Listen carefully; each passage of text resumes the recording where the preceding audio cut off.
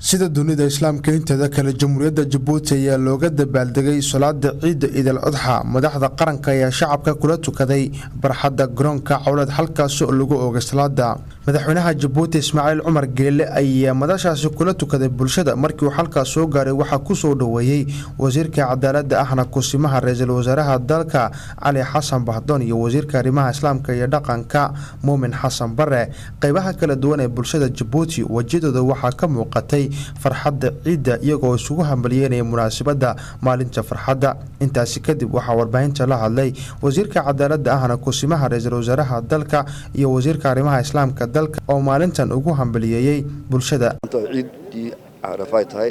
waxaan aaminsanahay in ummadda Muslimka ay farxad ku ciidayso waxaan u rajaynayaa inta bogtaana ila caafimaad siiyo dadka xaj tagay xaj maqbuul noqdo dhulka nabad erka nabad dadka nabad waxaan u jeedinayaa dambaal gaar ah sida caadiga aragga ciidamada qalabka sida ee dibadda naga jooga ummadda reer Djibouti ummadda Muslimka adduunka meel joogto waxaan la ciid mubaarak oo kullu caam wa antum bikhair waxaan ku jira ummadda Muslimka ee walaalahayna oo soo horeeyaan oo soo skayaan kulli waxa weeyaan kuwaan niyada ku hayno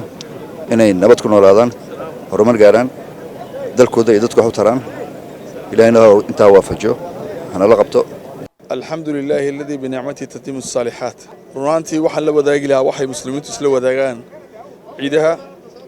waxa la wadaagi lahaa hambalyo annagu ku shukrayno ku xamdina nicmada ilaahay ee badan ee la soo koobi kareen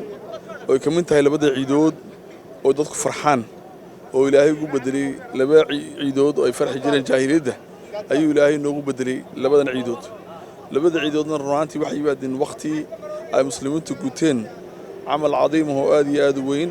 oo midna uu yahay soonka midna uu yahay xajka weyn ciidda weyn oo xajka ay soo gutaan xajka sida ogtiin shalay bay joogeen muslimiinta dhammaan iyo reer Djibouti gaar ahaanba caraf ay joogeen ilaahay roob waa kii shubay nicmad bay ahayd maantana waxay ku ciidayaan muna saadaradeed waxaan leeyahay reer Djibouti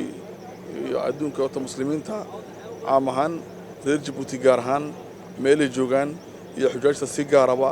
gabigood waxaan leenahay ciid mubaarak maxamuud Casmaan Bulxaan telefishinka caalamiga ee badda 24 Djibouti